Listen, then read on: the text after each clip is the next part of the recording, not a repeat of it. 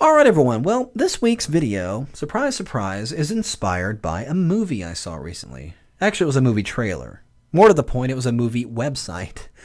And it was actually an illustration I posted on the Nap forums just about a week or two ago, and it is for the movie National Treasure Book of Secrets. Now, what really intrigued me about this is I was looking at the website, and it had the logo and everything was really cool, and I'm actually going to be doing some techniques for the actual logo in the coming weeks, but what intrigued me most was the background. And the background was just comprised of so many different size lines. There were just lines of copy from the Declaration of Independence, in that handwritten style, and they were just all had glows on them, and they were all scattered in various sizes and things like that. It was really, really cool. So that's what we're going to recreate here. So in my document here, I've got just a layer with just a few lines of copy from the Declaration of Independence. And all I did was simply Google the Declaration and just copy and pasted these lines onto a text layer. So I'm going to go ahead and double click the text layer icon and just highlight all the copy. And I'm going to change the font to something that looks a little bit more handwritten. And I actually found a really cool font on this website I had mentioned a while back. It's called Dafont. It's DAFONT.com. It's loaded with all kinds of really cool free fonts, so check it out. Really neat stuff. Go there all the time. But the font I got here is called Aquiline 2. And when I select it, you can see it's got a really interesting kind of handwritten style to it, almost in the style that the Declaration would be in.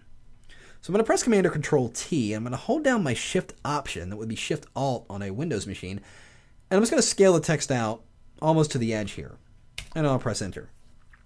So now I've got my text. It's all set in the right style.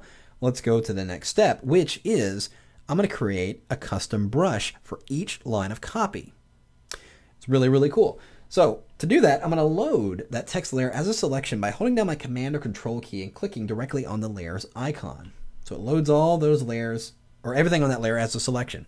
Well, if I define a brush now, it's going to make a brush out of all three lines. And I don't want that. I want to make a brush for each line of copy. So I need to deselect a couple of these. So I'm going to take my Marquee tool. I'm going to hold down the Option key, which would be the Alt key on a PC. And I'm just going to drag over the two lines I want to deselect. And that will just leave the top line selected. So now I'll go into the Edit menu, go to Define Brush Preset, and we'll call this Line 1. I'll click OK. So let's do the same thing. I'm going to Command click on that layer. I'm going to deselect the top layer. Still holding the Option key down. Deselect the bottom layer. That leaves the middle layer selected. Let's go under to Edit, Define Brush. And we'll call this Line 2. And lastly, deselect the top two layers. Edit, Define Brush Preset, and we'll call that Line 3. So now, got all my brushes defined. I don't necessarily need this text layer, but I'm not going to throw it away because you never know when you're going to need to go back and change something or add something in there. So I'm going to go ahead and just turn off its visibility. And I'm going to highlight the background layer because I want ultimately my design is going to be on a black background. So I just need to change the background to black I'm just going to do that by pressing Command or Control I.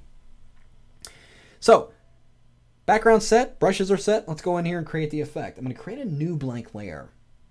And I'm going to go into my brush panel, select my brush tool, and at the bottom of my brush menu here are the three lines of copy. There they are right there. So I'm going to go ahead and select the first one. Let's go over here into my document. And there's my brush. You can see the preview of the brush right there. So I'm just going to click once in the middle of my document. And that's because I want to apply a layer style before I actually paint any of these lines in. But something needs to be on the layer to see the results of the layer style.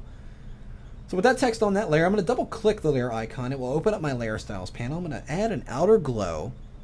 And I'm just going to go ahead and leave it at that default yellow color. And I'm just going to drop the opacity just to about 65. And I'll increase the size. Yeah, let's keep it around 10. Kind of a subtle effect, but it looks pretty good. Click OK. So now that layer style is applied to the layer, but I don't want that line. As I said, I just dropped in this line of copy just so I can see the result of the layer style. So now I'm just going to select all and then press delete. Now I've deleted what was on the layer, but the layer style is still intact. So now I need to go in here and actually edit the behavior of the brush itself. So I'm going to open up my brush engine here. Let's kind of drag this out. And let's change a few things. I'm going to activate the shape dynamics. And I'm going to take the size jitter all the way up.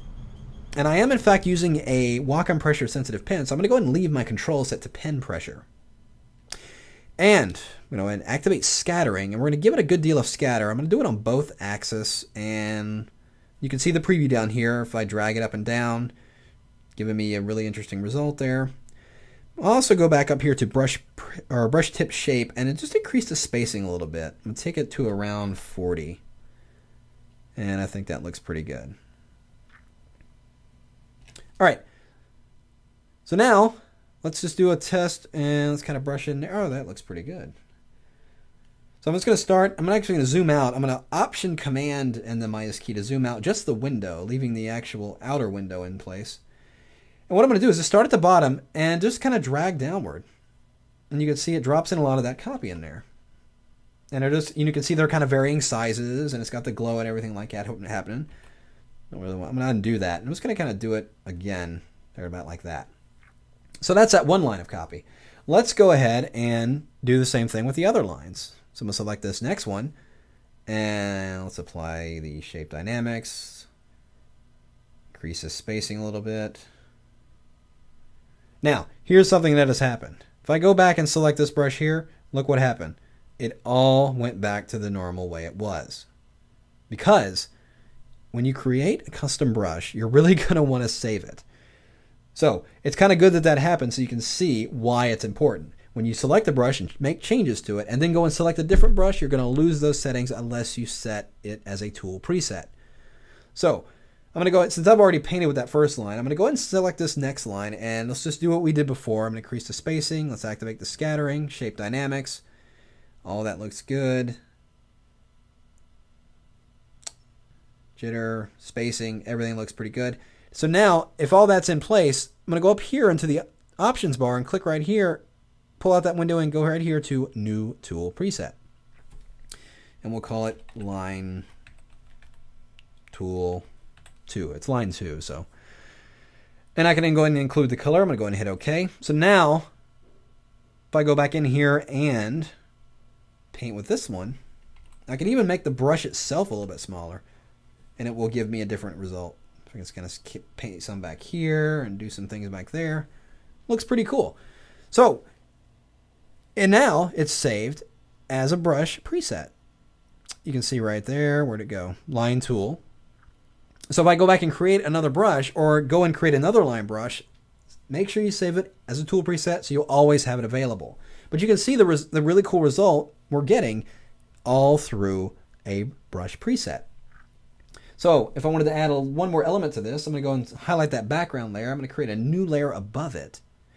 And let's go over here and get kind of an orangish reddish color.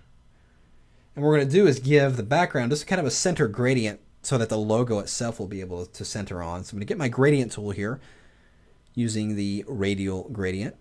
And of course using this second one right here, which is the foreground to transparent. And on that blank layer, I'm going to hold down my shift key and just drag out from the center just a little ways. And you can go either left or right, it doesn't matter. And that will give me that cool gradient there. So if I zoom in here, you can see how cool that text is looking.